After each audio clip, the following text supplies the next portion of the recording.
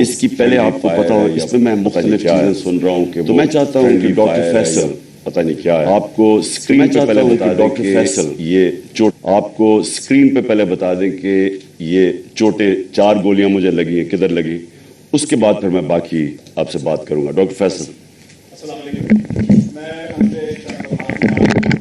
X ray اور ان کے جو کچھ امیجز ہیں ان کے ذریعے سی ٹی اسکین کے امیجز کے ذریعے بتانے کی کوشش کروں گا کہ جو خان صاحب کو چوٹیں آئی ہیں ان کی کیا نوعیت ہے اور وہ ایکس رے اور اسکین میں کس طرح سے نظر آ رہی ہیں.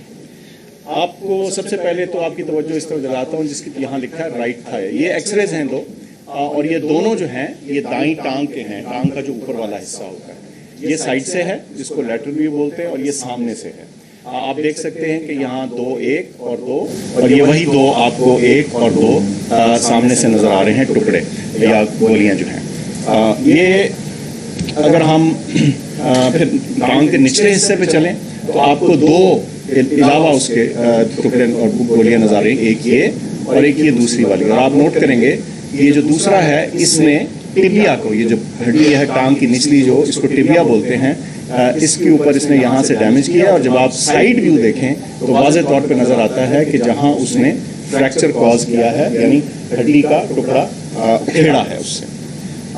پھر یہ جو ہے یہ بائیں سائیڈ ہے لیفٹ تھائی کے ایکس ریز ہیں. یہاں بھی آپ نوٹ کریں گے کہ یہ چھوٹے چھوٹے کچھ ٹکڑے ہیں جو ایک بلکہ جو پٹالا یہ جو چھوٹی ہڈی ہوتی ہے سامنے گھٹنے کے اس کے بھی ساتھ ہے. یہ نسبتاً چھوٹے تھے اور انہوں نے شکر ہے بائیں سائیڈ کے اوپر کوئی فریکچر کاز نہیں کیا. اچھا اس کے علاوہ جو ہم آپ کو دکھانا چاہتے ہیں وہ یہ کہ یہ پھر سے دائیں ٹانگ نظر آ رہی ہے اور یہ جو بلٹ ہے یا جو اس کا فریگمنٹ ہے اس کے ساتھ یہ فریکچر ہوا واضح طور کے اوپر نظر آ رہا ہے. یہ دائیں سائیڈ. اچھا اسی طرح میں جو بہت اہم بات ہے آپ کو دکھانا چاہتا ہوں وہ یہ کہ اس اسکین کے اندر یہ جو آپ کو یہ دائیں ٹانگ ہے اور یہ جو لکیر نظر آ رہی ہے یہ چلتی ہوئی یہ والی یہ دائیں سائیڈ کی مین جو آرٹری ہوتی ہے شریان ہے یہ وہ ہے. اور اس کے آپ دیکھ سکتے ہیں کہ ادھر اور اس کے بالکل قریب دوسری طرف جو بلٹ کے فریگمنٹس ہیں وہ نظر آ رہے ہیں. اس سے واضح ہوتا ہے کہ یہ جو ہماری مین آرٹری گزر رہی ہوتی ہے شریان گزر رہی ہوتی ہے اس کے کتنے قریب یہ ٹکڑے موجود ہیں. ایکسپلین تو کریں نا. اس کا یہ جو بڑی شریان ہوتی ہے ٹانگ کی ظاہر ہے اس نے پوری ٹانگ کو بلڈ سپلائی کرنی ہوتی ہے. اس کے ذریعے بہت سارا خون جاتا ہے اور خدا نہ خواستہ اگر اس شریان کو کوئی انجری ہو یا یہ کٹ جائے تو پھر بہت تیزی سے بلیڈنگ ہوتی ہے. اور آپ کو میں نے دکھایا بڑا واضح طور پہ صاف نظر آ رہا ہے کہ یہ اس شریان اس آرٹری کے کتنا قریب یہ ٹکڑے موجود تھے. ان کو نکال دیا گیا سرجری کے ذریعے دائیں طرف سے اور 4 فریگمنٹ یا ٹکڑے جو ہیں ادھر سے نکالے جا چکے ہیں اور وہ جسے کہتے ہیں ہمارے پاس موجود ہیں. اور بائیں طرف سے کوئی ہمیں ٹکڑا نکالنے کی ضرورت اس لیے نہیں پڑی کہ وہ کسی میجر اسٹرکچر کو ٹچ نہیں کر رہے تھے یا خطرہ نہیں ڈال رہے تھے یا پوٹینشلی خطرہ نہیں ڈال رہے تھے. تو یہ جو 4 فریگمنٹ ہیں ان کی تصاویر بھی آپ کو دکھائی ہیں اسکینز بھی اور ان کی جو نوعیت ہے اور ان کا خطرے کی نوعیت ہے وہ بھی آپ کے سامنے میں نے رکھی ہے. بہت شکریہ. جی شکریہ.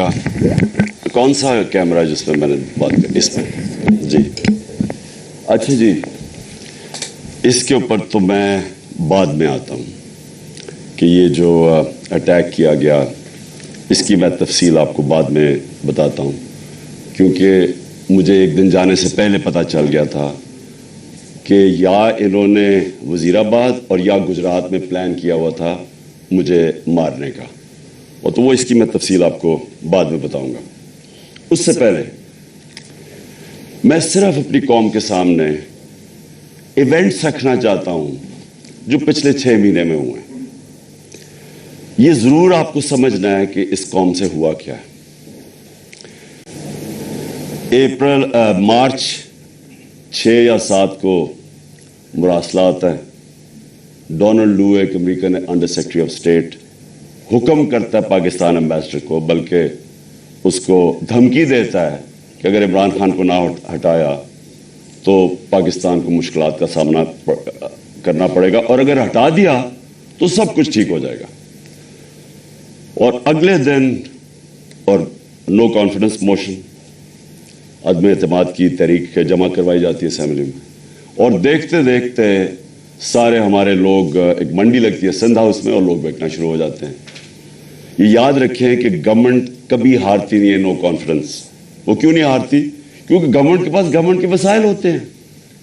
ہمارے پاس گورنمنٹ کا پیسہ ہوتا ہے. ہم چاہتے تو منڈی لگی ہوئی تھی نا, وہ 20 کروڑ 25 کروڑ آفر کر رہے تھے, ہم زیادہ پیسے دے دیتے. گورنمنٹ کا پیسہ تھا جو پہلے ہوتا رہا ہے.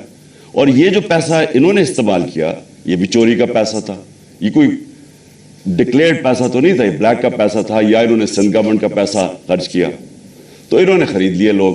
ہم نے پرنسپل فیصلہ کیا کہ ہم اس آکشن کے اندر حصہ نہیں لیں گے, کیونکہ اگر ہم گورنمنٹ کا پیسہ استعمال کرتے ہیں تو ہم لوگوں کا پیسہ, عوام کا پیسہ چوری کرتے ہیں جو عوام کی ان کا حق ہے. گورنمنٹ گر جاتی ہے. سارے سمجھتے ہیں کہ جناب اب تحریک انصاف کی قبر کھود گئی ہے, عمران خان ہمیشہ کے لیے گیا اور مٹھائیاں بٹے گی. لیکن پاکستانی قوم وہ کرتی ہے جو اس نے کبھی پہلے کیا ہی نہیں. تو 10 تاریخ کو, اور میں آپ کو خود کہہ رہا ہوں 10 اپریل کو, میں خود ہی حیران کہ جو شام کو سینز دیکھے, جو لوگ سڑکوں کے اوپر آئے, جس طرح لوگ نکلے.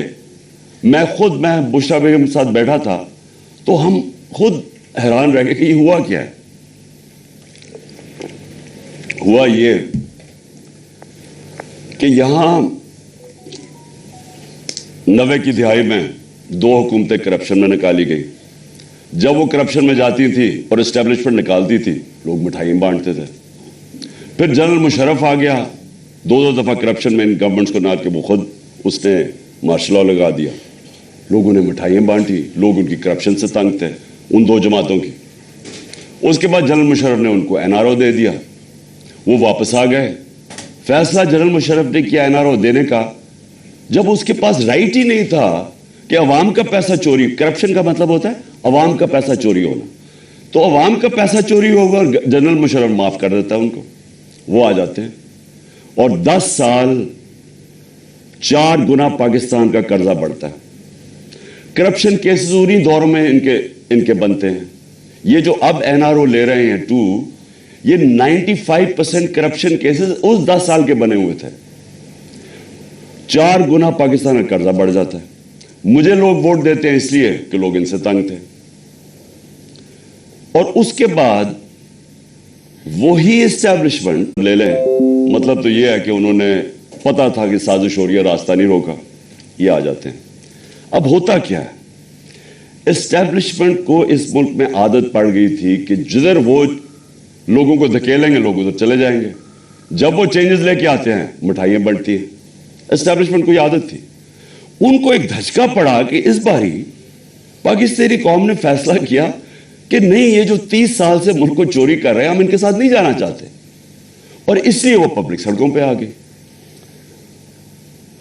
میں نے عوام سے میں اٹھا ہوا ہوں. میں نے تو کوئی کسی ملٹری اسٹیبلشمنٹ کے اندر میری پارٹی تو نہیں بنی تھی, جس طرح نواز شریف بنا تھا یا جس طرح ذوالفقار علی بھٹو بنا تھا. میں تو 22 سال سٹرگل کر کے عوام سے اوپر آیا تھا, تو میں نے تو عوام میں واپس جانا تھا. اور عوام نے جس طرح میں اب کیا کہوں, میری پذیرائی کی, جس طرح انہوں نے میری حوصلہ افزائی کی, میں تو خود ہی اس پہ بھی حیران رہ گیا. گرمی کی انتہا, یعنی اس باری اپریل اور مئی دنیا میں کہتے ہیں کہ پاکستان سب سے گرم ملک تھا, اتنی گرمی تھی. اور ایک سے ایک بڑا جلسہ پبلک نے آنا شروع ہو گیا. ہم نے ایک لانگ مارچ اناؤنس کی 25 مئی کو. جب ہم نے لانگ مارچ اناؤنس کی تو انہوں نے 3 لانگ مارچز ہمارے خلاف کی.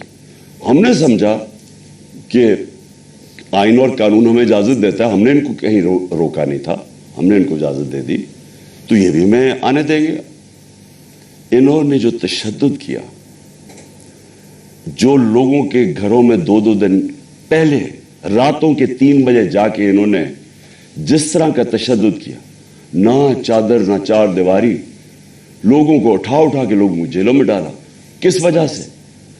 اس کے بعد انہوں نے جب وہ پرامن احتجاج ہوا وہاں اسلام آباد میں, ان کے اوپر شیلنگ, فیملیز نکلی ہوئی ہیں, ان کے اوپر انہوں نے شیلنگ کی.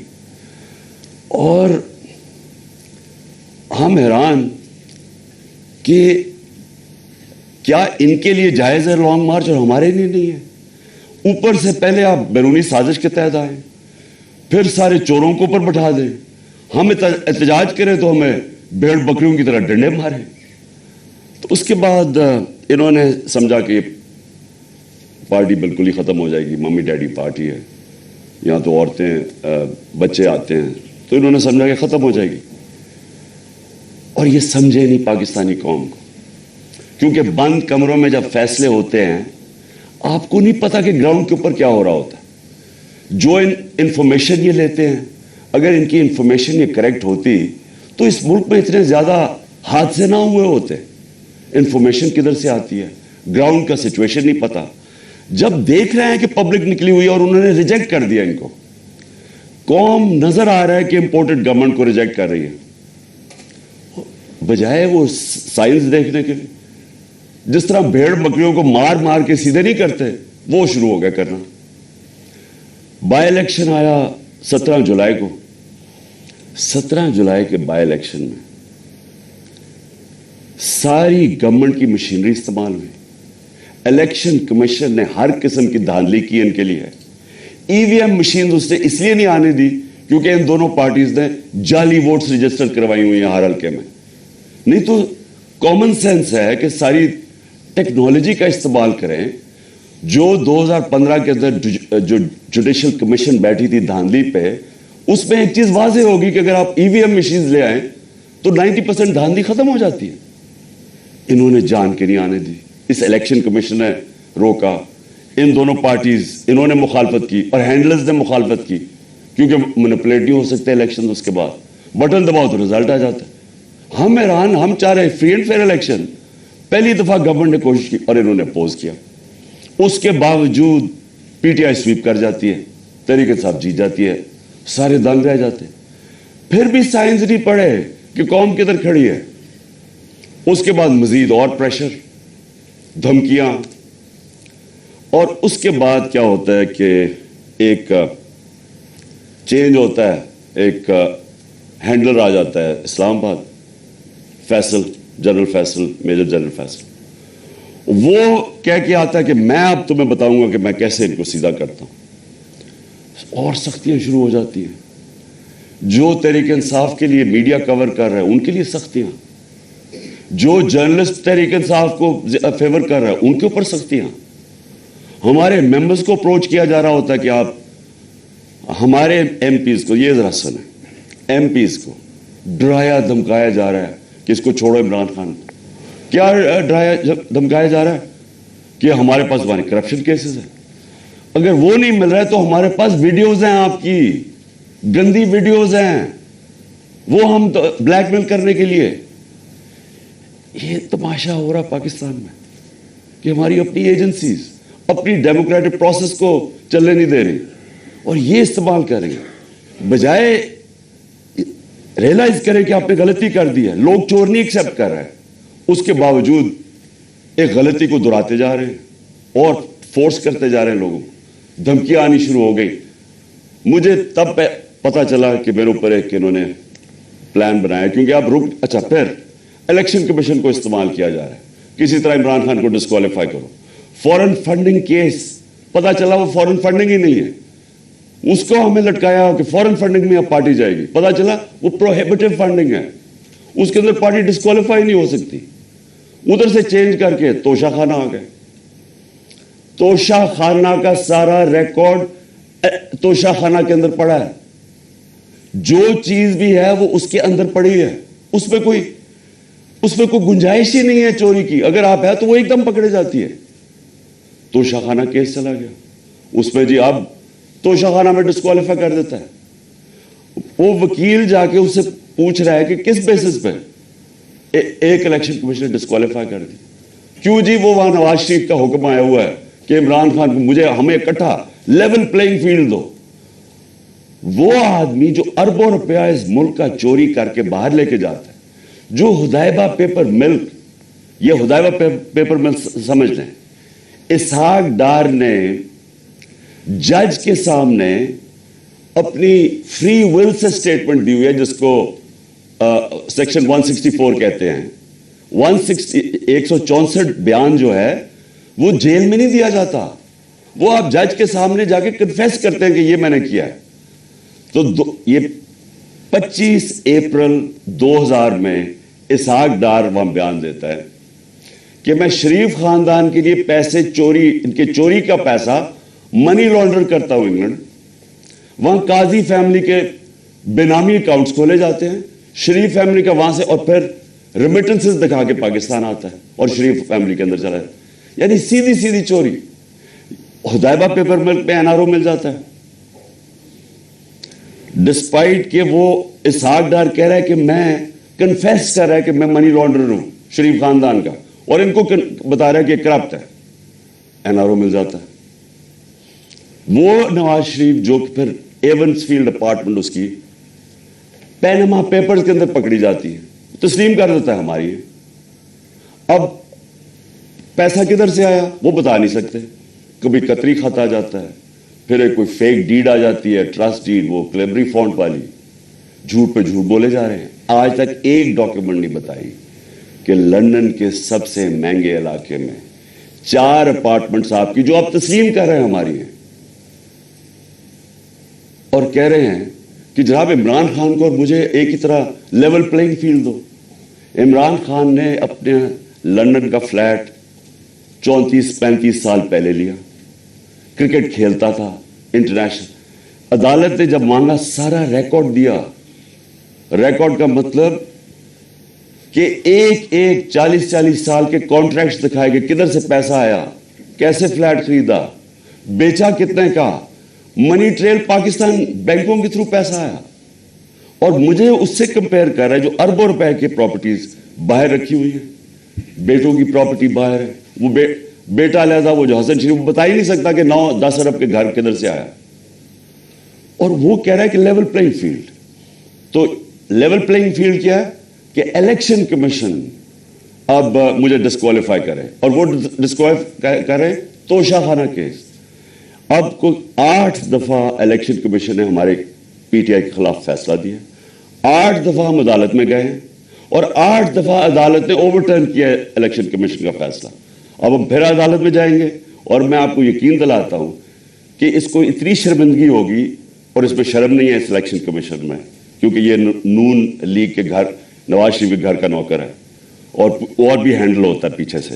یہ بالکل یہ اس کے اوپر میں پھر کیس کروں گا, ہر جانا کروں گا اس کے اوپر, کہ میرے پر غلط الزام لگایا ہے. اور پھر FIA کیسز کر رہی ہے. ایک پولیٹیکل پارٹی جس نے لیگل فنڈ ریزنگ کی ہے پاکستان میں, وہ تحریک انصاف ہے. 40,000 کا ہمارا ڈیٹا بیس ہے. کسی پارٹی کے پاس ہے ہی نہیں, ان کے پاس کوئی ڈیٹا بیس ہی نہیں ہے. اچھا, وہ ان سے پوچھ ہی نہیں رہا کہ کدھر سے آپ نے پیسے اکٹھے کیے. جس پارٹی نے پیسے اکٹھے کیے ان سے پوچھ رہا ہے. اچھا, وہ جواب بھی دے رہے ہیں. اب وہ کیا کر رہے ہیں کہ جنہوں نے 10 سال پہلے پیسے دیے تھے PTI کو, ان کو FIA کانٹیکٹ کر کے ان کو ہراس کر رہی ہے, تاکہ PTI کے جو ڈونرز ہیں وہ بھاگ جائے PTI سے, کہ پیسہ نہ اکٹھا کر سکے PTI.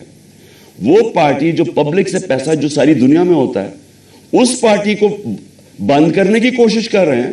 وہ جو 2 پارٹیز بتا ہی نہیں سکتی کہ پیسہ کدھر سے اکٹھا کرتے ہیں, اور اس کا ورڈ ہے کرونی کیپٹلزم. یہ پہلے بزنس مین کے ساتھ بزنس کرتے ہیں, اور پھر ان سے پھر ان کو پیسے, ان کو موقع دیتے ہیں پیسے بنانے کا, پھر ان کے ساتھ یا پروفٹ شیئرنگ کرتے ہیں, اور پھر انہیں سے ڈونیشن لے لیتے ہیں. ان کے پاس تو ڈونر بیسک کوئی نہیں ہے. ہم کیوں فیصلے کر سکتے ہیں پبلک کے لیے؟ ہم کیوں بڑے بڑے مافیاز کے خلاف کھڑے ہوئے, جس طرح شوگر مافیا؟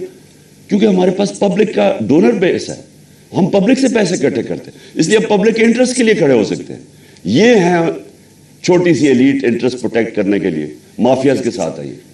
تو FIA ہمارا نقصان پہنچا رہی ہے ہمیں, کہ ہمارے کیسز ہمارے, تاکہ ہمارے ڈونرز بھاگ جائیں. اس کے علاوہ انہوں نے صحافیوں سے کیا کیا؟ جب سے یہ آئے Faisal, general Faisal, major general, جو صحافیوں سے کیا انہوں نے, یہ پاکستان, مشرف کے مارشل لاء مجھے یاد ہے, مجھے اس نے جیل میں ڈالا. لیکن مشرف کا مارشل لا لبرل تھا. اس کے مقابلے میں جو آج کل ہو رہا ہے, جو صحافیوں سے ہو رہا ہے, جو عمران ریاض اس کو پکڑ کے جیل میں, پھر ایاز امیر اس کو مار پٹوائی, ذلیل کروایا, سمیع ابراہیم سینئر ریسپیکٹڈ لوگ, اس کو غلام حسین چودھری تقریباً 80 سال کا, اس کو پکڑ کے جیل میں ڈال دیا. اور جو ارشد شریف سے کیا, یعنی یہ قوم کبھی معاف ہی نہیں کرے گی ان لوگوں کو جنہوں نے ارشد شریف میری نظر میں پاکستان کا نمبر 1 انویسٹیگیٹو جرنلسٹ تھا اور نمبر 1 کریڈیبلٹی تھی. سب کو پتا تھا کہ یہ بکتا نہیں ہے, سب کو پتا تھا اس کا خوف کسی سے نہیں. اس سے جو کیا ہے ملک سے باہر بھاگ, مجھے پتا ہے اس کے پیچھے کون پڑا ہوا تھا. ارشد شریف کے گھر والوں کو پتا ہے کہ کون پڑا ہوا تھا اس کے پیچھے, صحافیوں کو پتا ہے کہ کون اس کے پیچھے پڑا ہوا تھا, کہ کیوں اس کو ملک چھوڑ کے جانا پڑا, اور پھر کیوں وہ دبئی سے آگے جانا پڑا اس کو. سب کو پتا ہے کہ کون پیچھے پڑا ہوا تھا اس کے. اور جو اس کی شہادت ہوئی, یہ اس ملک کی تاریخ کا میں سمجھتا ہوں افسوسناک موڑ ہے کہ جتنی صحافت اوپر چلی جاتی ہے معاشرے کو وہ لفٹ کر دیتی ہے, معاشرے کے ویلیوز لفٹ کر دیتی ہے, معاشرے کو امر بالمعروف پہ لگا دیتی ہے. یہ صحافیوں کا کام ہوتا ہے, موریلٹی معاشرے کی ریز کرے.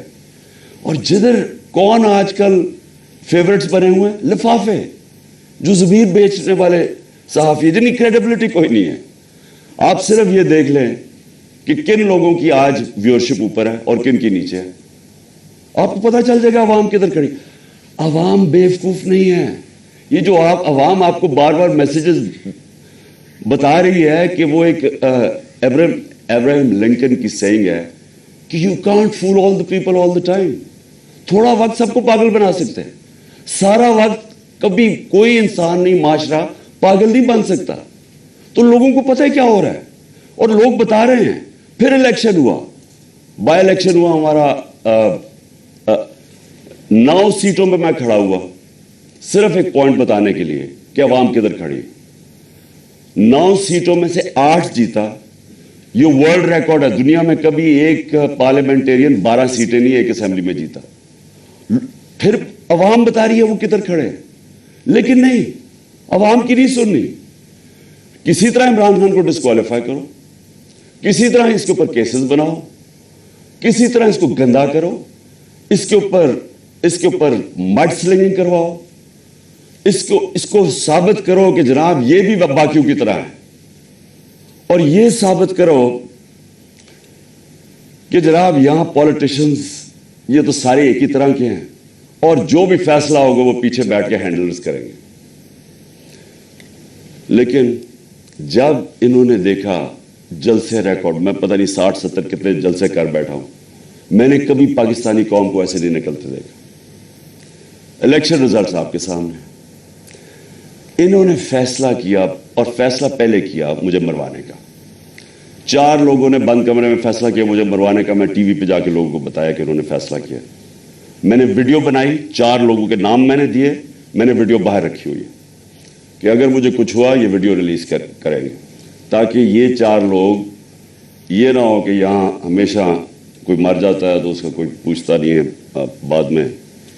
تو میں کہا تاکہ قوم کو, دنیا کو پتا ہو, میرے ملک کو پتا ہو کہ کس نے یہ کیا ہے. اس کے بعد یہ فیصلہ, یہ بند کمروں میں کہ اس کو اب کسی طرح عمران خان کو مارو.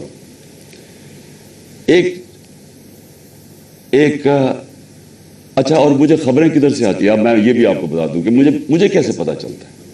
ایک تو میں گورنمنٹ میں 3.5 سال رہا, میری ریلیشن شپس ہیں, اداروں کے اندر لوگوں کو میں جانتا ہوں, ایجنسیز کے اندر لوگوں کو میں جانتا ہوں.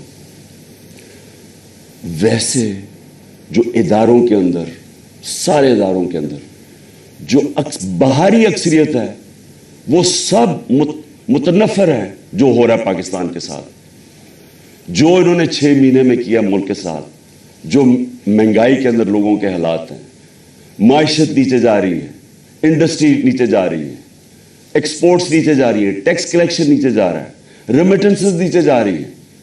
जो किसान हैं, जो रिकॉर्ड हमारी 17 साल में ग्रोथ रेट थी एग्रीकल्चर में, ज़राअत में 4.5%, वो आज नीचे चले गए। तो लोग इनसे तंग हैं और लोग मुझे बताते हैं कि ये क्या साजिशें चल रही हैं। तो दूसरी इन्होंने साजिश क्या की, इन्होंने, और इसके ऊपर अब मैं आने लगा हूं, ये जो हुआ, ये जो मुझे ये गोलियां लगी, ये साजिश क्या थी। इन्होंने फैसला किया कि एक ऐसा सलमान तासीर टाइप कत्ल करो इमरान खान। इसके ऊपर पहले इसे कहो कि जनाब ये इसने मजहब की तौहीन की है या तौहीन रसालत की है। उसके ऊपर कोई इन्होंने टेप्स टूप्स बनाई, उन्होंने वो रिलीज भी की, वो लोग चलाए और वो नून लीग के लोग उसको प्रोजेक्ट करना शुरू हो गए। पता था मुझे कि कौन इसको प्रोजेक्ट कर रहा है। हमें यह इतना आसान है आजकल के ज़माने में पता चलवाना, क्योंकि ये तो डिजिटल वर्ल्ड है। आप पता चलवा सकते हैं किस अकाउंट से चीज़ें प्रोजेक्ट की जा रही हैं। तो ये पहले तो ये प्रोजेक्ट किया गया कि इमरान खान ने दीन की तौहीन की है। उसके बाद प्लान इनका ये था, जो इन्होंने किया इस दिन ये वजीराबाद में, कि कहेंगे जी दीनी इंतहा पसंद इमरान खान को कत्ल कर दिया, जिस तरह सलमान तासीर को किया, क्योंकि इसने कोई मजहब की तौहीन कर दी। ये प्लान बना। मैंने ये प्लान जलसे के अंदर 24 सितंबर को अवाम के सामने रखा, और मैं ये चाहता हूं कि ये बिल्कुल इसी स्क्रिप्ट के ऊपर हुआ जो कि वजीराबाद में हुआ। तो ये पहले जरा मैं चाहता हूं आप सारे ये जरा एक दफा देखें कि ये हुआ क्या था, ये मैंने क्या कहा था 24 सितंबर को। और दूसरी कोशिश कर रहे हैं, पहले से कितना प्लान बना हुआ, मैं आप सबको पहले ही बता चुका हूं। 4 लोगों ने बंद कमरे में फैसला किया मुझे मरवाने का, और वो लोग अभी भी उस साजिश पर लगे हुए हैं। उन्होंने दोनों मरियम जो झूठ बोल रही थी, पीएचडी दोनों के पास है, इनको जावेदुद्दीन को इन्होंने इनसे प्रेस कॉन्फ्रेंस करवाई, और प्रेस कॉन्फ्रेंस करवाई ऐसी के इमरान खान खुदा ना खास्ता उसने मदद की तौहीन की है। और फिर इनकी कोशिश है कि इसकी वजह से अगर कोई भी मेरे ऊपर वारदात हो तो कहेंगे कि मजहबी जुलूनी ने कर दिया, कहेंगे कि जी कोई दीनी इंतहा पसंद है इसको मार दिया। ये कम है, लेकिन मैं आज आप सबको कह रहा हूं, सारे पाकिस्तान में मैं फिर रहा हूं, मुझे अपनी जान से ज्यादा मुझे पाकिस्तान की आजादी की फिक्र है। 24 सितंबर ये जलसे में मैंने कहा, प्लान का मुझे पता चल गया था। और ये जो वजीराबाद हुआ, अब मैं आपको वजीराबाद पे आता हूं कि ये हुआ क्या। इन्होंने लॉन्ग मार्च, हम जलसे करते हुए हमने लॉन्ग मार्च का फैसला किया। लॉन्ग मार्च से डर गए, पब्लिक इन्होंने देख ली थी कि हमारे साथ हैं, और इन्हें पता था कि मैंने अब जो गलतियां की थी पिछली बारी, और मुझे पता चल गया था इनका प्लान है, मैंने अब एक और प्लान बनाया हुआ था। और मैं आज ये भी एंड में मैं आपको बताऊंगा कि मार्च का करना क्या है। लेकिन मुझे पता था कि जो आवाम ने निकलना है इस बारी, चाहे ये जितनी मर्जी पुलिस बुला लें, चाहे रेंजर्स बुला लें, चाहे टीयर गैस शेल्स तैयारी कर लें, जब अवाम का समुंदर निकलता है, वो कहते हैं no power can stop an idea उस टाइम इज कम। जब एक नजरिए का वक्त आ जाता है, उसको कोई नहीं रोक सकता। तो इनको, मुझे पता था कि इस्लामाबाद में, और इंशाल्लाह ये मैं साबित करूंगा, इतनी पब्लिक ने आना है कि इस मुल्क की तारीख में कभी पब्लिक इतनी निकली नहीं है। और वो ये भी खौफजदा थे, हैं बड़े बुज़दिल। आपको पता है करप्ट लोग, 2 किस्म के लोग बड़े बुज़दिल होते हैं, एक जालिम और एक करप्ट। ये हमेशा बुज़दिल होते हैं। करप्ट इसलिए कि उन्होंने पैसा बचाना होता है, क्योंकि उन्होंने चोरी का पैसा बनाया होता है। सारा वक्त डर होता है कि कहीं चोरी का पैसा ना चला जाए, और वो फिर उस पैसे को बचाने के लिए हर इंतहा पे जाते हैं। और दूसरे जो जालिम लोग होते हैं, जालिम हमेशा बुज़दिल होता है, क्योंकि वो डरपोक होता है, वो जुल्म करता है लोगों पे। अब 3 लोगों ने ये प्लान बनाया और मुझे क्या, अच्छा ये वो 3 लोग नहीं हैं जो 4 लोगों के मैंने नाम पहले बताए थे जिन्होंने पहले फैसला किया था, जिनके ऊपर मैंने टेप बनाई, ये 3 और हैं। मुझे कैसे पता चला? मुझे फिर अंदर से लोगों ने बताया। एक दिन पहले, वजीराबाद से पहले, इन्होंने जब देखा क्राउड बढ़ते जा रहे हैं और ऐसे क्राउड्स के कभी पाकिस्तान में नजर नहीं आए जीटी रोड के ऊपर, इन्होंने प्लान बनाया मुझे मारने का। और यही स्क्रिप्ट, दीनी इंतहा पसंद कुछ करेगा, इमरान खान तो बड़ा दीन के खिलाफ है, इससे तो इस्लाम दुश्मनी कोई नहीं है, ये तो ये प्लान बन गया। और 3 लोगों ने बनाया। सबसे पहले राना सनाउल्लाह। राना सनाउल्लाह ने क्यों बनाया? क्योंकि राना सनाउल्लाह एक कातिल है। राना सनाउल्लाह और शहबाज शरीफ ने जब मॉडल टाउन में वो 12 लोगों को कत्ल किया था और 70 लोगों को गोलियां लगी थी, सबके सामने नहाते लोगों के ऊपर गोलियां चलाई थी मॉडल टाउन। वो क्यों चलाई थी? क्योंकि ताहिरुल कादरी ने 1 साल पहले पीपल्स पार्टी की गवर्नमेंट के अंदर लॉन्ग मार्च की थी और ये डरे हुए थे आते साथ ही, क्योंकि उसने कहा मैं फिर करूंगा नून लीग की गवर्नमेंट में, ये डरे हुए थे। इन्होंने वो जो जुल्म किया वहां मॉडल टाउन में, ये दोनों शहबाज शरीफ और राना सनाउल्लाह, और ये क्या कहना चाहते थे? ये पैगाम देना चाहते थे, खौफ तारी करना चाहते थे कि कहीं वो इस्लामाबाद ना आ जाए, वो पब्लिक ना निकला है। तो इन्होंने वहां लोगों को कत्ल किया।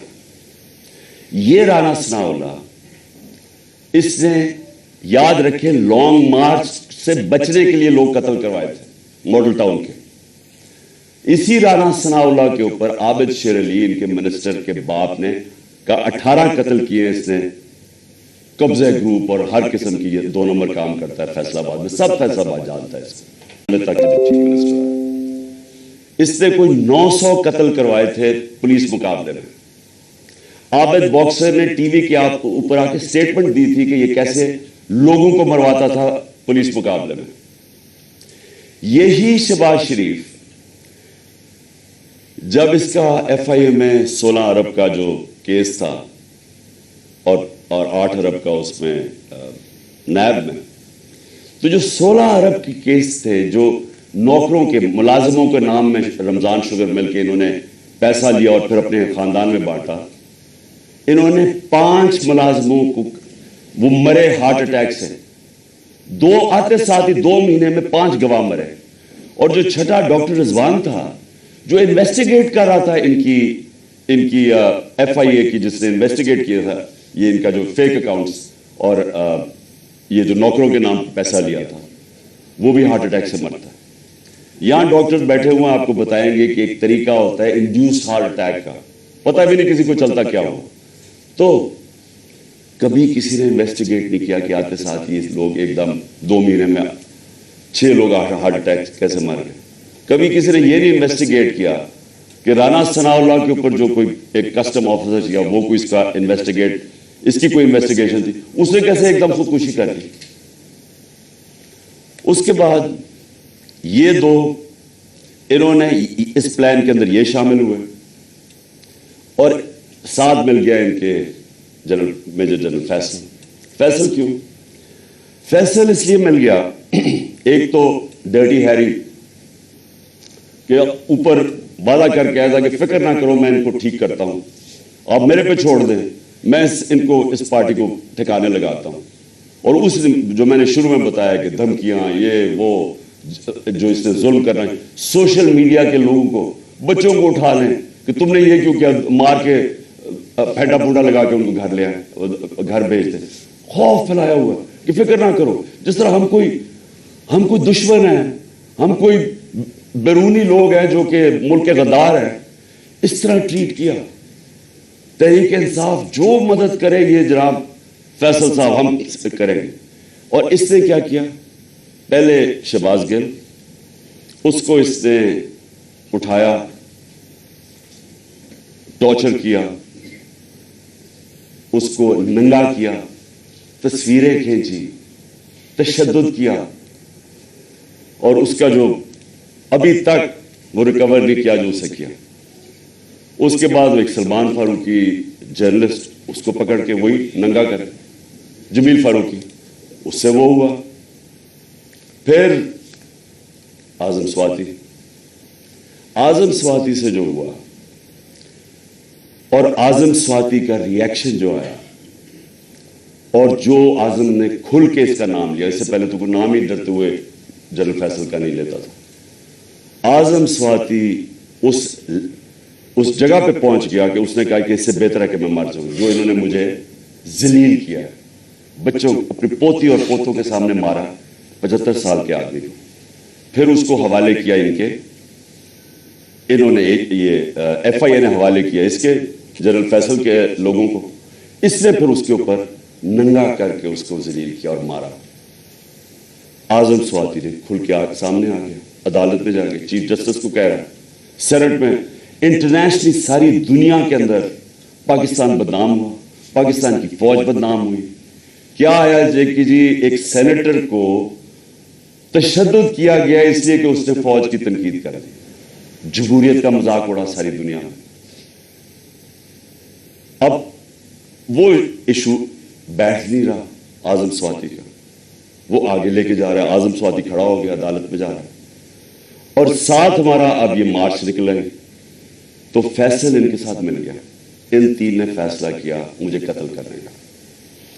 اور پھر ہوا کیا, اب میں آپ کو ڈیٹیل دیتا ہوں. اس دن ہوا کیا, اس دن میں جب کنٹینر پہ تھا تو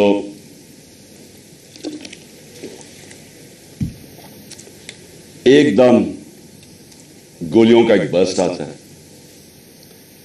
میری ٹانگ پہ گولیاں لگتی ہیں, میں گر جاتا ہوں. اور جب میں گر رہا ہوتا ہوں تو دوسرا برسٹ آتا ہے. یہ ایک برسٹ ادھر سے آتا ہے اور دوسرا برسٹ آگے سے آتا ہے. 2 آدمی تھے اور جب میں گر رہا ہوتا ہوں تو میرے اوپر سے گولیاں جاتی ہیں. یعنی کہ اگر یہ سنکرونائز کر دیتے, میرے خیال میں ان کا اس میں نے بچنا ہی نہیں تھا. اگر یہ دونوں جو میرے کنوں نے اکٹھے اگر مارنا تھا تو اس نے ادھر سے مارنا تھا, تو یہ تو جدھر سے اس نے مارنا تھا اس نے بچنا ہی نہیں تھا کیونکہ سامنے سے مارنا تھا, وہ سائڈ سے مارا تھا. تو جب میں گر رہا تھا تو اوپر سے گولیاں گئی. اور پھر بھی کیونکہ میں گر گیا تھا, میرے خیال میں اس نے سوچا ہوگا, اوپر جو بیٹھا ہوا تھا اس نے سوچا کہ اب یہ مار گیا اور وہ وہاں سے چلا گیا. اب جو چیز سمجھنے کی ہے وہ یہ کہ ایک تو پکڑا گیا جنونی, اس کو کہا جی یہ تو بڑا کوئی دینی جنونی, کوئی انتہا پسند ہے. یہ انتہا پسند نہیں ہے, اس کے پیچھے پورا پلان تھا. یہ پلان پورا ہم اب انکور کریں گے اور میں آپ کو بتاؤں اس کے ساتھ اور لوگ ملوث ہیں. اور یہ پلان اب کا نہیں پہلے کا بنا ہوا ہے. اور وہ جو اصل لوگ ہیں جنہوں نے وہاں سے گولیاں چلائی تھی, جنہوں نے اصل میں اس کا پھر بھی میں بچ جاتا, انہوں نے مارنا تھا. اور یہ آدمی اور ہمیں نقصان پہنچاتا. 2 ہیرو نہ نکل آتے. ایک تو شہید معظم, میں اس کو آج سلام پیش کرتا ہوں, 2 بچوں کے ساتھ گیا ہوا. وہ میری اور دوسرا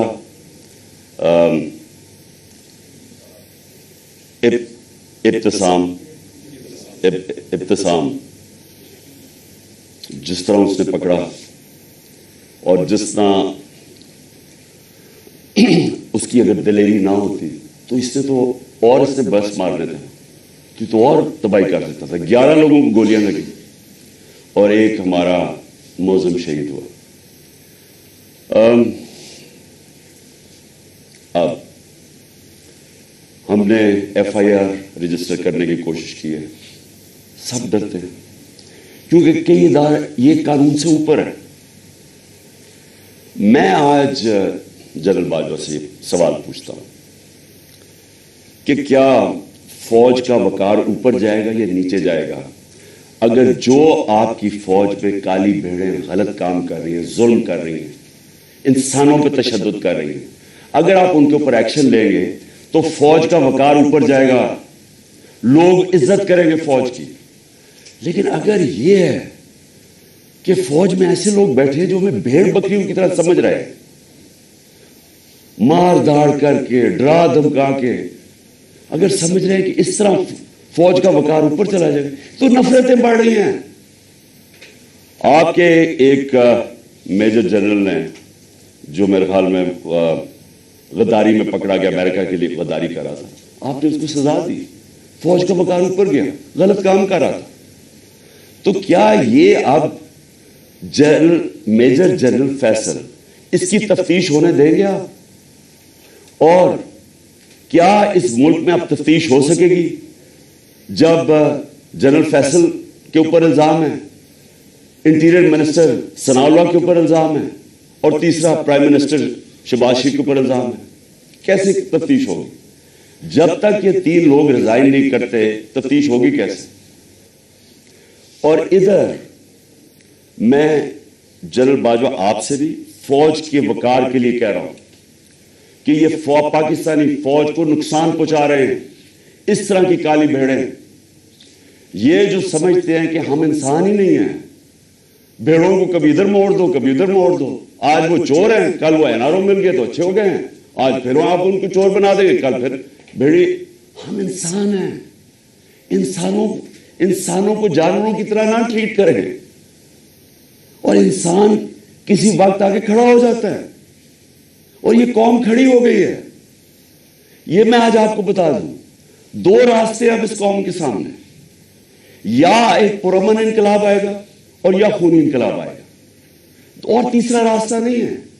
کیونکہ میں نے 6 مہینے میں اس قوم کو جاگتے دیکھا ہے، قوم کھڑی ہو گئی ہے. یہ جو شعور کا جن ہے یہ بوتل سے نکلا ہے، یہ اندر نہیں جانے لگا. اب فیصلہ صرف یہ کر لیں کہ ہم پرامن طریقے سے اس ملک کے اندر چینج لے کے آئیں گے، جو کہ بیلٹ باکس کے ذریعے آئے گا صاف اور شفاف الیکشن کے لیے، یا وہ جو ایران میں ہوا تھا ہوگا، تباہی ہوگی، جو سری لنکا میں لوگ سڑکوں پہ آ جائیں گے، کیوس ہوگا. یہ جماعت جس کو ان 3 لوگوں نے مجھے قتل کرنے کی کوشش کی اور اللہ نے بچایا، جس طرح ابھی ڈاکٹر فیصل نے کہا کہ یہ جو گولی میری یہ ادھر اوپر کی ٹانگ پہ لگی، وہ ایک گولی میری جو وہ اصل آرٹری ہے اس کے نیچے سے نکل گئی اور ایک اس کے پاس آگے رک گئی. اگر وہ رپچر ہو جاتی تو 20 منٹ میں انسان مرتا ہے، 20 منٹ میں سارا خون نکل جاتا ہے. اگر تو سیدھا ہاسپٹل نہ ہو 20 منٹ میں مر گیا آدمی. تو اللہ نے اگر مجھے یہ بچایا ہے، جو مجھے آج زندہ رکھا ہے، یہ صرف اللہ کا کرم ہے. انہوں نے تو پوری کوشش، کوئی کسر نہیں چھوڑی تھی. انہوں نے تو ایک ادھر سے اور ادھر سے سامنے والے نے مارنا تھا. اور پھر سوال میں پوچھتا ہوں، سب سے بڑی پاکستان کی پولیٹیکل پارٹی، اس کے سربراہ جو واحد فیڈرل پارٹی رہ گئی ہے پاکستان میں، یہ 2 فیملی پارٹی سکڑ کے چھوٹی چھوٹی پارٹیز رہ گئی ہیں. میں چیلنج کر کے جاؤں گا سندھ میں، اور انشاءاللہ یہ زرداری مافیا کو سندھ میں ہرا کے دکھاؤں گا آپ کو. سندھ کے لوگ اس سے تنگ ہیں، ان کو سب سے زیادہ غلام ادھر بنایا ہوا، ان کو وہ سب سے زیادہ آزادی طلب کر رہے ہیں. اور یہ شریف خاندان، میں چیلنج کرتا ہوں، یہ کدھر کسی سیٹ پہ میرے سے مقابلہ کرے. نواز شریف آئے، کہتے ہیں نا اسے آئے، اتنی کوششیں کر رہی ہیں، NRO سب کو دے دیا ہے، سارے چوروں کو، منی لانڈرر ساروں کی عید ہو گئی ہے. وہ کہتی ہے مریم لیول پلینگ فیلڈ. چیلنج کرتا ہوں کسی سیٹ پہ پنجاب میں میرے سے مقابلہ کر رہے ہیں، کیونکہ پبلک چینج ہو گئی ہے. یہاں ایک جاگی ہوئی قوم ہے، ان کو بھیڑوں کی طرح نہ ٹریٹ کریں. اور چیف جسٹس صاحب، میں آپ سے مخاطب ہوں، دیکھیں یہ ملک ترقی نہیں کر سکتا جب تک رول آف لا نہیں ہوگا. میں ساری دنیا پھرا ہوں، 70 سال میری عمر ہے، میں نے مغربی دنیا اندر سے دیکھی ہوئی ہے. میں جب 18 سال کا انگلینڈ گیا تو میں نے پہلی دفعہ رول آف لا دیکھا. مجھے تو پتہ ہی نہیں تھا، کیونکہ ہم تو ملٹری ڈکٹیٹرشپ میں بڑے ہوئے تھے یہاں 60s میں. تو پہلی دفعہ میں نے ایک فلائی ریاست دیکھی، وہ کیا ہوتی ہے، اور رول آف لا دیکھا کہ قانون سب کے لیے ایک برابر. کوئی طاقتور وہاں قانون کے اوپر نہیں تھا، کوئی وہاں قبضہ گروپ نہیں تھے. ان کی عدالتیں ان کمزور کی حفاظت کرتی ہیں. وہاں اگر آپ کے پاس پیسے نہیں لیگل ایڈ دیتی ہیں کہ ایک عام آدمی جا کے عدالت میں کیس لڑ سکے. وہاں کسی کی جرت نہیں ہے, کسی طاقتور کی جرت نہیں ہے کسی پہ ظلم کرے. اس لیے وہ کامیاب معاشرے ہیں, اس لیے وہاں خوشحالی ہے. میرے سامنے میری زندگی میں دیکھتے دیکھتے سنگاپور, جو ایک پاکستان کا مقابلہ ہی نہیں کوئی کر سکتا تھا, پاکستان سب سے تیزی سے ترقی کر رہا تھا 60s میں. ہم تو مثال تھے دنیا کی. اور کہاں سنگاپور ہمارے ساتھ, ہمارے سے نیچے شروع ہوا. آج ہمارا جو پر کیپٹا انکم ہے وہ پتہ نہیں $2000 ہوگا, سنگاپور کا $60,000 ہے. کیونکہ ان کے اسٹیٹسمین لی کوان یو نے سب سے پہلے زور لگایا قانون کی بالادستی قائم کرنے کے لیے. اور اس نے, جب قانون کی بالادستی ہوتی ہے تو کرپشن ختم ہوتی ہے. کرپشن تب ہوتی ہے جس ملک کے اندر قانون کی حکمرانی نہیں ہوتی, جب کوئی قانون سے اوپر نہیں ہوتا, جب کسی کو NRO نہیں ملتا, جب لوگوں کو پتا ہوتا ہے کہ آپ جرم کریں گے, آپ جتنے بھی طاقتور آپ کو سزا ملے گی. صرف تب ایک معاشرے کے اندر انصاف ہوتا ہے اور وہ معاشرے میں پھر خوشحالی آتی ہے. ہمارے نبی صلی اللہ علیہ وسلم نے مدینہ کے اندر غربت تھی, لیکن انہوں نے پہلے انصاف قائم کیا, عدل اور انصاف. فلاحی ریاست بنائی اور عدل انصاف قائم کیا. رحم دل ریاست بنائی اور عدل انصاف قائم کیا. اس کے بعد خوشحالی آئی, پہلے خوشحالی نہیں آئی. ہم کیوں نہیں آگے بڑھ رہے؟ میں ابھی آپ کے سامنے مثال دے رہا ہوں کہ ملک کی سب سے بڑی پارٹی کا جو سربراہ ہے اس کو انصاف نہیں مل رہا. اس کو ایسے جو میرے سے چیف جسٹس صاحب جو 6 مہینے میں میرے سے کیا گیا ہے, میں آپ کو یقین دلاتا ہوں کہ کوئی ملک اپنے دشمن سے نہ کرے. میں وہ پاکستانی ہوں, اس ملک کے سارے ہائیسٹ سول ایوارڈ جیتے میں نے. سب جانتے ہیں کرکٹ کی دنیا میں نے پاکستان کی عزت بڑھائی, کم نہیں کی. یہ شوکت خانہ میں بیٹھا ہوں, یہ انٹرنیشنل راؤنڈ ہاسپٹل ہے, 75% کینسر کے مریضوں کا مفت علاج کرتا ہے, سب سے بڑا خیراتی ادارہ ہے. دوسرا پشاور میں کھلا ہے, تیسرا کراچی میں کھول رہے ہیں جو اس سے بھی بڑا ہوگا. 2 یونیورسٹیز بنائی ہیں, القادر یونیورسٹی جو کہ 100% فری ڈگریز دے رہی ہے لیڈرشپ کے اندر, سیرت نبی کے اندر, اور دوسری طرف نمل یونیورسٹی جدھر 90% اسٹوڈنٹس کو مفت تعلیم مل رہی ہے اور 85% جیسی ڈگری لیتے ہیں ان کو نوکریاں مل جاتی ہیں. 2 یونیورسٹیز, 2 ہاسپٹل, تیسرا ہاسپٹل. یہ دنیا میں کوئی جانتے ہیں کسی پولیٹیشین نے ایک بھی بنایا ہو؟ کوئی اس ملک کی تاریخ میں کسی نے کچھ کیا ہو؟ اور پھر ایک پارٹی بنائی جو کہ سب سے بڑی آج پارٹی ہے پاکستان, 12 سیٹیں جیتا. اگر میرے سے یہ ہو رہا ہے, میرے گھر کے اوپر میرے نوکروں کو پیسے دیے گئے میرے خلاف جاسوسی کرنے کے لیے, ڈیوائس رکھنے کے لیے, گھر کے نوکروں کو میری فون کالز, جو میری پرائم منسٹر کی فون کالز تھی ان کی ریکارڈڈ کر کے ریلیز کی گئی ریکارڈنگ, آفیشیل سیکرٹس ایکٹ کی وائلیشن ہے. لوگوں کو جو ہمارے ڈونرز تھے ان کو ڈرایا دھمکایا گیا. ہر حربہ جو استعمال ہو سکتا ہے کہ ایک دشمن کے خلاف وہ میرے خلاف, یعنی یہ میسج پہنچواتا ہے یہ جو الیکشن کمیشن ہے, جی میں نہیں کہہ رہا, پیچھے سے مجھے حکم ہے. FIA والے جو پھر ہم نہیں کہہ رہے جی ہمیں پیچھے سے حکم ہے. وہ 25 مئی میں جو پولیس والوں نے ظلم کیا تھا ہم کیا کریں جی ہمیں پیچھے سے حکم ہے.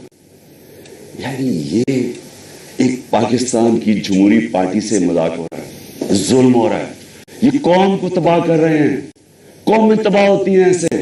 ایسٹ پاکستان میں کیا ہوا, سب سے بڑی جو جماعت الیکشن جیتی اسی کے خلاف ملٹری ایکشن کر دیا. ان کو جو رائٹ تھا ان کا وہ نہیں دیا.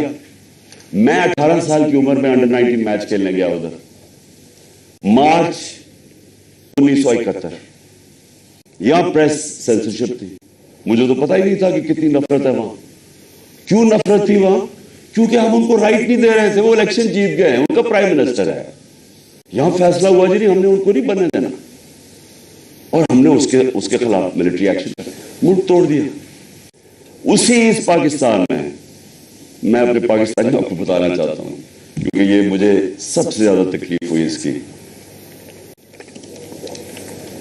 کہ 18 سال کے بعد, یہ 71 تھا, 18 سال کے بعد میں پاکستان ٹیم کیپٹن ایک بنگلہ دیش ایک ایگزیبیشن میچ کھیلنے گیا ہندوستان کے خلاف.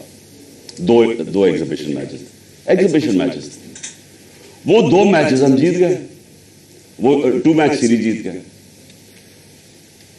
میرے پاکستانیوں, وہاں جدھر نفرت تھی پاکستان سے 1971 میں, کیونکہ ہم ان کو رائٹ نہیں دے رہے تھے, انصاف نہیں کر رہے تھے, 50,000 لوگوں کا اسٹیڈیم ایک ہی نعرہ مارا, پاکستان زندہ باد, پاکستان زندہ باد. ہوٹل سے جدھر ہمارا ہوٹل تھا اور جدھر اسٹیڈیم تھا, اسٹیڈیم سے ہوٹل تک لوگ سڑکوں پہ لائنوں پہ کھڑے ہوئے تھے, پاکستان زندہ باد. تو میں نے تب مجھے پتا چلا یہ کتنی بڑی ٹریجڈی ہے, کہ ہم نے کتنا ظلم کیا ان لوگوں کے ساتھ جو ہمیں چھوڑنا نہیں چاہتے تھے, لیکن ہم نے ان سے انصاف نہیں کیا. اب وہی کرنے جا رہے ہیں, سب سے بڑی پارٹی کو دیوار کے ساتھ لگا رہے ہیں اور اس کے لیڈر کو قتل کر رہے ہیں, کوشش کر رہے ہیں. کیوں؟ کیونکہ یہ چوروں کا ٹولہ اوپر جو بٹھا دیا ہے, ہم بھیڑ بکریاں مان نہیں رہے ان کو, اس لیے قتل کرو اس کو, جو ملک کی سب سے بڑی پارٹی ہے, تاکہ اگر عمران چلا جائے گا تو پارٹی تتر بتر ہو جائے گی. جو پارٹی فیڈریشن کو اکٹھا رکھ سکتی ہے وہ تو صرف تحریک انصاف ہے. ملٹری, اگر ملٹری اب ملک کو اکٹھا رکھ سکے تو ایسٹ پاکستان نہ ٹوٹتا. پولیٹیکل پارٹیز ملک کو اکٹھا رکھتی ہیں, ملٹری مدد کرتی ہے. یہ الٹا جا رہا ہے. یہ پھر کوئی تاریخ سے ہم نے کچھ نہیں سیکھا. کیا ہوگا؟ مجھے پتا تھا جس دن میں نکل رہا تھا, مجھے پتا تھا کہ یہ آج یا کل انہوں نے میرے پہ کوئی واردات کری ہے, کیونکہ مجھے پوری میسج آئی کہ جناب یہ انہوں نے اب مجھے کہا کینسل کر دیں, اب نہ جائیں, انہوں نے مار دینا آپ کو. پہلے تو میں نے سوچا کہ کیا یہ واقعی کریں گے, کیا یہ واقعی یہ کر لیں گے کہ یہ ایک ملک کی ایک قوم کو نقصان پہنچائیں گے اپنے چھوٹے چھوٹے مفادات کے لیے, وہ اپنے پیسے بچانے کے لیے, کیونکہ ان کو سارا ڈر یہ ہے کہ اب یہ چوری کا پیسہ ہے, یہ جو NRO ہے ہم نے جو لے لیا ہے, اب کہیں عمران خان آ کے اس کو ریورس نہ کر دے بس, تو انہوں نے تو قتل اور جانا سلام اللہ, ان سے کیا ایکسپیکٹ کرتے ہیں. لیکن یہ جو فوج کا جنرل, یہ ان کے ساتھ مل کے, اور یہ جو ہمارے سے ہوا ہے 6 مہینے, میں اپنی قوم سے سوال پوچھتا ہوں کہ کیا ہم, اب ہمارا اب یہ سوال ہے, ہم نے اپنے آپ سے پوچھا, کیا ہم نے ایسی رہنا ہے یا ہم نے اپنی تقدیر بدل کے آزاد ہونا ہے؟ آزادی کے لیے قربانیاں دینی پڑتی ہیں. مجھے پتا تھا کہ انہوں نے واردات کرنی ہے, مجھے پتا تھا ایک یا اس دن ہونی تھی یا اگلے دن ہونی تھی, لیکن میرا یہ ایمان ہے کہ اگر آپ ان چوروں کی غلامی کے نیچے رہنا, اس سے بہتر ہے زندہ نہ رہو. میں یہ طے کر کے آیا, اور میں جیسے ہی ٹھیک ہوں گا میں پھر نکلوں گا سڑکوں پہ, پھر میں کال دوں گا, پھر اسلام آباد کی میں کال دوں گا, اس لیے کہ اس قوم کے اوپر اگر ان چوروں نے اور ان ظالموں نے حکمرانی کرنی ہے, اور اگر ہم بحیثیت قوم اس کو ایکسپٹ کر گئے, تو اس لیے پاکستان نہیں بنا تھا, یہ بڑی خواب تھی, اس لیے لاکھوں لوگ مرے نہیں تھے, شہادتیں نہیں ہوئی تھی. میں لاہور میں بڑا ہوا ہوں, ایک گھر نہیں تھا جو ایسٹ پنجاب سے ہے جدھر لوگوں کی قربانیاں, عورتیں بچے جس طرح قتل عام ہوئی تھی. یہ بڑی قربانی کے بعد ملک بنا تھا. قائد اعظم جب پاکستان لینڈ کیا, انہوں نے 3 ہفتے پہلے, انہیں پتا تھا انہوں نے زندہ نہیں رہنا, کسی کو نہیں بتایا کہ کہیں اگر دشمنوں کو پتا چل گیا تو وہ انہیں پتا کہ اگر قائد اعظم فوت ہو گئے تو یہ ملک نہیں بنے گا, کسی کو پتا نہیں چلنے دیا. اور 3 ہفتے پہلے لینڈ کرتے ہیں کراچی, تو ایڈمرل جو ان کا اسسٹنٹ تھا, اسے کہتے ہیں میں نہیں سمجھتا تھا کہ میری زندگی میں پاکستان بنے گا. اس لیے نہیں بنا پاکستان کہ چوروں کی ہم غلامی کریں, یہ ظالموں کی جو لوگوں پہ تشدد کرتے ہیں. آپ کو پتا ہے اعظم سواتی کو جب اس کے اوپر تشدد کر رہے تھے, اسے کیا کہہ رہے تھے کہ یہ عمران خان کو بتاؤ کہ اس کو ہم اس طرح ننگا کر کے ماریں گے. یہ ہمارے لوگ ہیں, یہ اس ملک کی سیکیورٹی کے لیے ہیں, اور یہ اس کو کہہ رہے ہیں اس کو کہ عمران خان کو پیغام دو کہ اس کو اس طرح ہم ننگا کر کے ماریں گے. پنڈی کا وہ مسٹر وائی جو ملتان کا ہے, مسٹر وائی بیٹھا ہوا, وہ ہمارے ایم پیز کو بلا کے کہہ رہا ہے کہ دیکھو یہ پی ٹی آئی کی کوئی فیوچر نہیں ہے, اور عمران خان کو تو ہم نے وہ کرنا ہے جو اعظم سواتی سے کیا.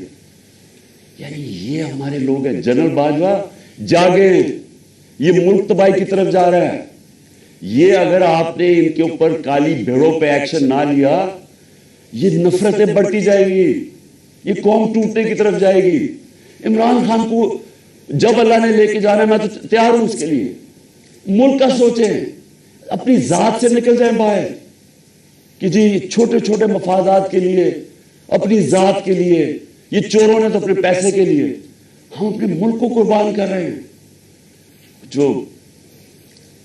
جو لوگ سڑکوں پہ ہیں ان کی شکلیں دیکھیں, ان کی آنکھیں دیکھیں, آپ کو نظر آئے گا کہ یہ تلاش میں ہے کہ وہ پاکستان جدھر یہ آزادی سے رہے, جدھر کوئی کسی کو اجازت نہ ہو کہ کمزور کے اوپر کوئی ظلم کرے. تھانے کچہری کے اندر بیچارہ غریب آدمی ٹھوکریں کھاتا پھرتا ہے, اس کو انصاف نہیں ملتا, اس کی زمینوں پہ قبضے ہو جاتے ہیں, اور یہ بڑے بڑے ڈاکو ہر باری آ کے اپنی ساری چوری معاف کروا لیتے ہیں.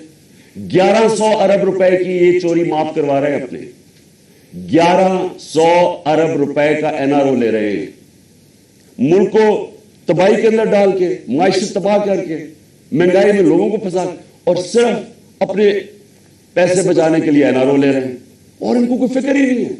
ملک کو جو مرضی ہو, ان کے تو پیسے باہر پڑے ہوئے ہیں, ان کے لیے ہمیں ہمارے اوپر تشدد کیا جا رہا ہے, جس کا جینا مرنا پاکستان میں, جن کے پیسے ہی باہر پڑے ہوئے ہیں, جو عیدیں باہر ہیں, جو ان کی شاپنگ باہر ہے, بچے باہر ہیں, جنہوں نے جائیدادیں باہر بنائی ہوئی ہیں, بلینز آف ڈالر کی پراپرٹی ہے, ان کے لیے ہمیں قربان کر رہے ہیں. اور غدار پھر کون رہا؟ کون ہے پاکستان کا غدار؟ میرے اوپر غداری کا پرچہ کر دیا, شہباز گل کے اوپر کسٹوڈیل ٹارچر ہوئی, یہ دنیا میں بینڈ ہے. اس کے اوپر میں نے آواز اٹھائی, اور میں نے کہا کہ جس نے ریمانڈ میں بھیجا اس آدمی کو جس کے اوپر کسٹوڈیل ٹارچر ہو, اس کے اوپر قانونی کارروائی کریں گے. میرے پہ دہشت گردی کا پرچہ لگا دیا. تو یہ پاکستان کدھر جا رہا ہے؟ ہم وہ خود بھولے نا, جو قوم اپنے نظریے سے ہٹتی ہے وہ مر جاتی ہے.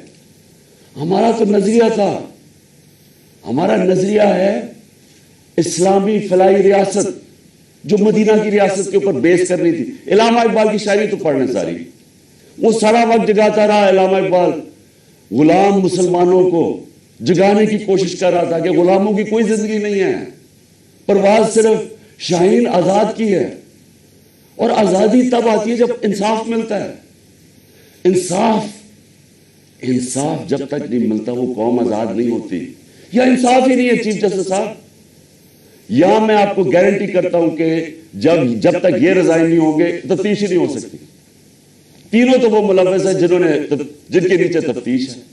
تو چیف جسٹس صاحب اس ملک کو بچائیں. آپ کی بڑی ذمہ داری ہے. اللہ جتنا بڑا ہمیں مقام دیتا ہے اتنی بڑی ہمیں ذمہ داری ڈالتا ہے.